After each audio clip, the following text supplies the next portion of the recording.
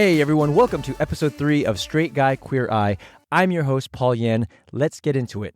Episode 3 is the first runway where the queens get to wear an outfit that's their own.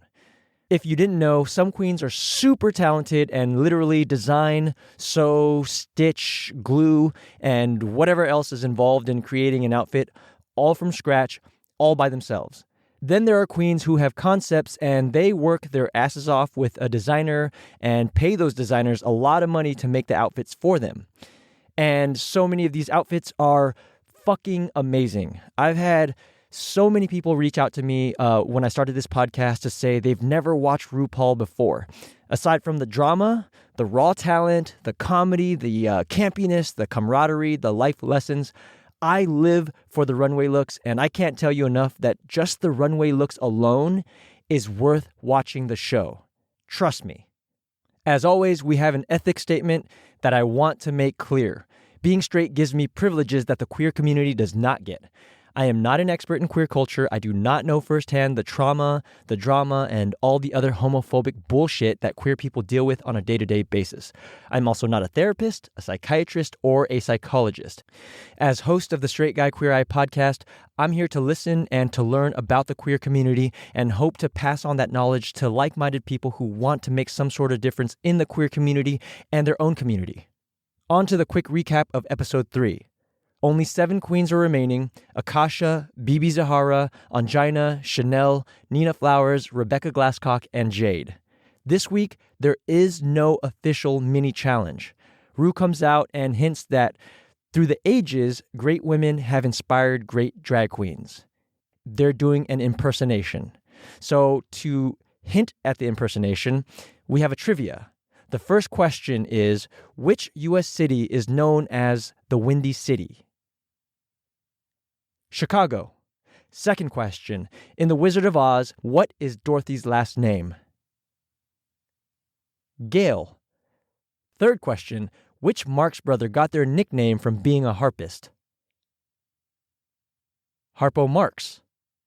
And what do these 3 answers have in common? Oprah! And I made a mistake. I didn't come up with these questions. I didn't make it clear. These were questions that RuPaul asked the queens in the workroom. So Oprah is what all those 3 questions or answers to those questions have in common. So the answer to question 1, Chicago, if you didn't know, the Oprah Winfrey Show broadcast out of Chicago for 25 years. Question number 2, the answer was Gayle. In case you didn't know, Gayle King is known as Oprah's best friend. And question number 3, Harpo is the name of Oprah's production company, which is also her name spelled backwards. I can tell you, I've never watched a single episode of Oprah or any of her shows, and I know all of these answers. That's how iconic Oprah is. So even though there was no mini-challenge, you can technically say that the 3 trivia questions were a mini-challenge, but nobody won anything. The maxi challenge this week is that the queens have to channel their inner Oprah by creating their own Oprah-inspired look. They can choose one of the outfits that's provided, they can make something from scratch, or they can pull something from their own wardrobe or closet. All the queens chose to use outfits provided except for Rebecca Glasscock, who chose to make her own outfit, and Chanel, who chose to use something from her own wardrobe. The best Oprah outfits to me are BB, Angina, and Akasha. It was very business professional. They chose wisely. My least favorite Oprah outfits were Chanel's outfit, who, if Oprah were a Disney villain, then it could have worked. And then Jade, because she was dressed for the club and exposed like her midriff. So they chose poorly. RuPaul reveals later on that not only do the queens have to channel their inner Oprah and create their own Oprah-inspired look, but they would also have to retrace Oprah's career by 1, playing a news anchor and reading off a teleprompter. The gag and the joke there is that they have the girls reading difficult words to say, such as nuclear proliferation and the name of the Iranian president at the time, Mahmoud Ahmadinejad. I'm sure I also butchered it. And to me, the standout news anchors were BB Zahara and Angina. They just really carried themselves really well. They also had a hard time reading off the teleprompter, which all the queens did, and RuPaul was watching and just laughing her ass off because that's the joke, right? And I didn't choose a weak link in the group because it's not really fair to pick anybody, being a news anchor and reading off a teleprompter is not easy. I've tried it. It's really hard. And then the second challenge was to present a product. I guess in Oprah's shows, she did a thing called Oprah's Favorite Things. And the gag or the joke there is that they're given these mundane products like a blow dryer and men's underwear, and they have to somehow present the product to people. The standouts were Angina, who just ran with it. She picked up the blow dryer and blew it on her armpits, her hair, her crotch, her face. And Nina Flowers, who did like a blowjob type kind of thing with it. And so she was really fun. And the third portion of the challenge was to interview two celebrities who were Tori Spelling and her husband, Dean McDermott. There's no gag here. They just wanted the queens to connect with the celebrities in the interview. So Tori Spelling, if you don't know, is from the original Beverly Hills 90210, who I watched growing up, and that tells you how old I am. And I had no idea who Dean McDermott is. So the standouts to me for the interview portion were Bibi Zahara and Angina, who were both very personable. They gave a lot of give and take during their interview, which I can learn from because I hope to have interviews on Straight Guy, Queer Eye in the future. While the weak links for the interview portion to me were Akasha, who during the interview challenge, when Tori and Dean walked into or onto the set, she didn't bother to stand up to greet the guests, and then she just got up and left after the interview. She didn't even bother to say bye. The judge, Santino, later on described her interview as fun to watch only because it was so painful. And my second weakest for the third challenge, the interview, was Chanel. She verbally trampled all over her guests during the interview. She didn't let them get a word in. And at one point, Tori Spelling points out that Chanel just asked 6 questions and didn't even let Tori speak or answer. And Jade is also on the list because she was just so nervous that she was stumbling all over herself, which I can empathize with. Doing an interview, doing this podcast is not easy. And you got to remember again that these queens are thrown into this and they have a day to prepare this for this particular challenge. And then they move on to the runway portion, which is their own drag creations is the category. Again, I want to emphasize how amazing the runway looks are and how hard it is to do. And for that alone, y'all should be watching. My personal top picks for the week were Bibi Zahara, who slayed that shit. She came out in what looked to me like a black fitted tutu from the neck down. Shows how much I know about fashion. And when she walked, you could kind of see a glimpse of her leopard print leggings. And that look alone was epic. She had this huge wig on. It wasn't necessarily a fro, but this curly hair. It was just huge.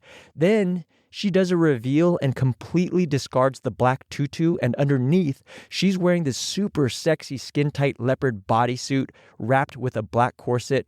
It is hands down one of the sexiest and most well-put-together outfits of the season so far. And then Rebecca Glasscock came out with an elegant green and silver or white gown. It was very simple, but goes a long way. And then Jade also looked great in a pastel blue, maybe pastel purple. I can be colorblind sometimes. Nightgown, bikini type looking thing. But the judges read her because her tuck wasn't tucked enough. So there was a bit of a bulge. And then my least favorite outfits for the week on the runway were Chanel's outfit, which looked amazing, but it was just too much like a costume. She came out with some gigantic boobs too. The best way to describe it, as one of the judges calls out, is Medusa. She looked like Medusa, and just like her Oprah outfit from earlier, she looked like a villain in a movie franchise. And it just didn't go with this particular runway challenge. And for those of you who don't know, when it's time to perform, some of the queens wear it's called a breast form, I guess, which is basically like a breastplate of armor and has whatever size boobs they want to go along with their look. And I do have to mention that Akasha's runway outfit was beautiful, but unfortunately for her, she fell on her booty as she was walking the runway. And to her credit, as one of the judges, I think the guest judge points out that she recovers by spinning on her booty and then she gets up. but she struggles on the runway the rest of the way because her foot kept getting caught on the train. And then Ru later says that any good queen is going to know to test walk in the gown beforehand. These are kind of little cool things that when you see supermodels or drag queens walking, you think it's easy, but they practice this. It's their craft. And so RuPaul points that out and gives her a good tip for future reference. Spoiler alert, if you haven't watched the episode and don't want to know who wins and who goes home, this is where you should go and watch the episode. I'm telling you, watch RuPaul's Drag Race. So many people have reached out and they are telling me that they love the podcast, they enjoy the podcast, but they actually don't watch RuPaul's Drag Race, which is fine because I didn't watch it until 5 years ago. But watch the show. It's so good, everybody. The guest judges for the week are top Hollywood media consultant Howard Bragman and actress, comedian who was on 8 seasons of Mad TV and fittingly an Oprah impersonator, Deborah Wilson Skelton. The queens who were safe or still in the race were Angina, Nina Flowers, Rebecca Glasscock, and Jade. The winner of the week, who was granted immunity for the following week, is Bibi Zahara. She was gorgeous. You have to see it to believe it. I can't. My description doesn't do it any justice. Watch the show.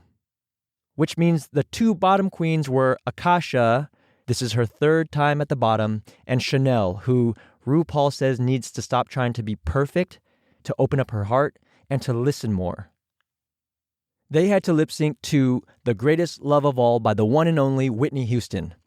I think they both brought it, but at one point, Chanel's Medusa headpiece comes off mid-song, and just like when Akasha fell during her runway walk, Chanel recovers and locks in even more and just goes for it, which ironically is the vulnerability that RuPaul was looking for in Chanel, and it came just at the right moment. And so Shantae Chanel stays, and Akasha, who survived 2 previous lip-sync battles, sashayed away. These are the things that stood out to me in episode 3 of RuPaul's Drag Race. Dean McDermott, who again, I had no idea who he was, this good-looking, tall guy married to Tori Spelling. He was confident enough to come in during the interview portion, and he gave each queen a kiss. That, to me, says that you're a confident man. It didn't turn him gay. He's being a pleasant, kind human being. And then after, when Tori and Dean come to visit the girls in the workroom, he even puts on heels and tries to strut in them. He's embracing something that is out of his typical lifestyle. And the benefits of that are, 1, he's solidifying his confidence. It's not something that's going to turn him gay, like I already said, if he wasn't already gay. That's just not how it works. And 2, he can appreciate all the women and the queens who can rock it in heels.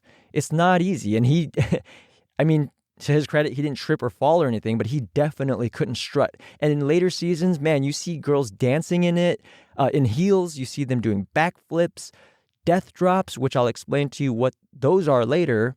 And so it makes me happy to see a straight man who can confidently come in, embrace the queer community, embrace the drag queens, walk in heels, give them kisses, hugs, whatever it may be, and walk away. He's still a straight man to this day. And this was in 2009. So for all of you who are afraid of turning gay, hold your horses, because that's not how it works. Another thing that stood out to me was that during her interview at the beginning of the episode, Akasha opens up and shares that she got kicked out of the house at 17 years old, mainly for being gay, and she had to depend on herself, and so she does what she sees fit. So I try to imagine what it'd be like if I were kicked out of the house at 17 for being who I am. That's such a vulnerable age. I had fights with my parents during that time too, as do a lot of teens. But the difference is that not only did Akasha have to deal with normal stuff that all teenagers go through, she also had to deal with being rejected by her family and society because of her sexuality or her sexual orientation. Her behavior or attitude on the show, right or wrong, we've got to take into consideration that what she's gone through has certainly played a role into who she's become. And the song that they chose for the lip sync, The Greatest Love of All, by Whitney Houston, which I didn't know was a cover and was originally sang by George Benson, is the perfect song that encapsulates what Akasha went through at 17. It's such a powerful song on so many different levels. What stood out to me most are the opening lyrics because of what's going on politically across the country. The lyrics read as follows: I believe the children are our future. Teach them well and let them lead the way. Show them all the beauty they possess inside. Give them a sense of pride to make it easier.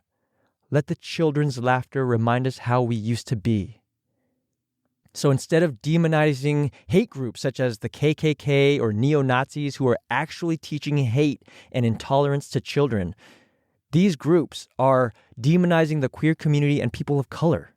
They're banning drag queen story hour and drag shows. They're calling the queer community pedophiles, and they're just spewing hate speech.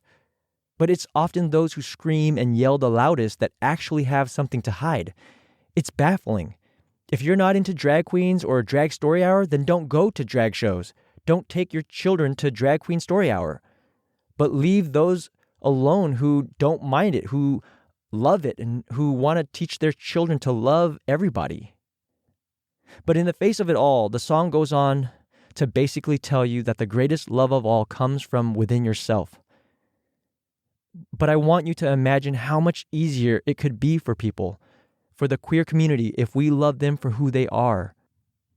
I can honestly say that I've never gotten emotional listening to a song the way I did to this song before. And it's just really touching, and the timing of it is perfect. It came out in the 70s, 77, I think, when George Benson sang it. And of course, when Whitney Houston covered it, it just blew up. But if you haven't heard the song before, or if you haven't listened to it in a long time, please do. It's a beautiful song. And I want to leave you with a short and simple, a quote from it. Find your strength in love. Thank you so much for taking the time out of your day and spending it with me. I hope you tune in next Monday for episode 4. If you're enjoying Straight Guy Queer Eye, please get the word out and share it with everyone you know. You can follow Straight Guy Queer Eye on Instagram and Twitter at SGQE Podcast. You can send comments, suggestions, and feedback to sgqepodcast@gmail.com. And remember, be human, be kind.